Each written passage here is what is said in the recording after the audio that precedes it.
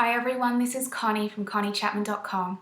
The topic for today's video is force versus flow, and I've been writing about this quite a bit on my blog lately because it's been something that I'm really working through at the moment. This is playing out in a few different areas of my life, and I've had to really become conscious of it and do some day-to-day, moment-to-moment work on catching myself when I'm getting caught up in that forceful energy, trying to make things happen, trying to make things go faster, striving for outcomes, and really bring myself back into the softer, more effortless, more receptive energy of flow that's much more present and that's much more based on how I'm feeling rather than all the thoughts running through my head. So seeing this as something I'm really working on at the moment, I wanted to share with you a couple of the practices that are really supporting me in the hope that maybe it'll be supportive for you too if you can relate to what I'm going through. So the first thing, when you are aware you're caught up in force, when you can feel that tense, anxious energy, when your head is racing and you're overthinking, or when you're all caught up in the future, sort of concerned about how something's going to unfold or about the outcome you're wanting to get, what I want to encourage you to do is just let go.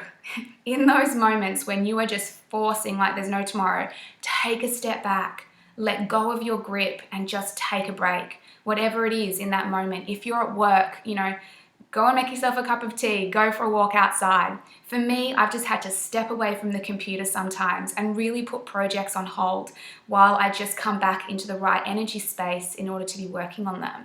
So that is my first recommendation for you, is as much as you just want to keep pushing and pushing, is to actually recognize what's going on, take a step back and just let go for a moment. The next thing which I've been doing, which I would recommend for you as well, is to notice how you're caught up in the fearful perspective. The reason that you're all caught up in the energy of force is because you've started to see the situation through the perception of fear, through the perspective of lack, of it not happening fast enough, or maybe it won't happen, and what that would mean about you.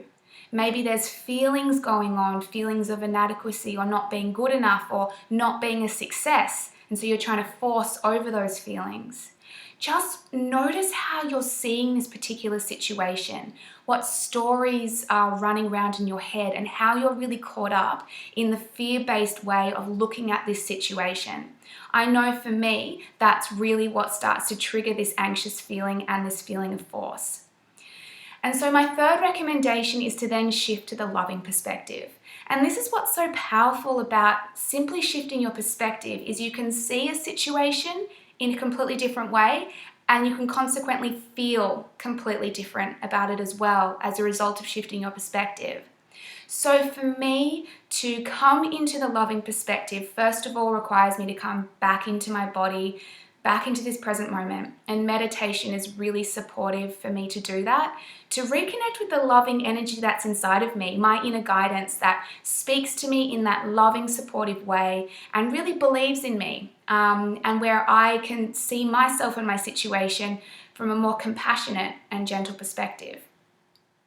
And then to choose the loving perspective in that moment, to choose to see things from the broader perspective, to trust that everything is working out as it is supposed to love yourself, even if you're not getting the results that you want, to know that there is a divine plan that you are a part of and you can let go and trust that everything will unfold.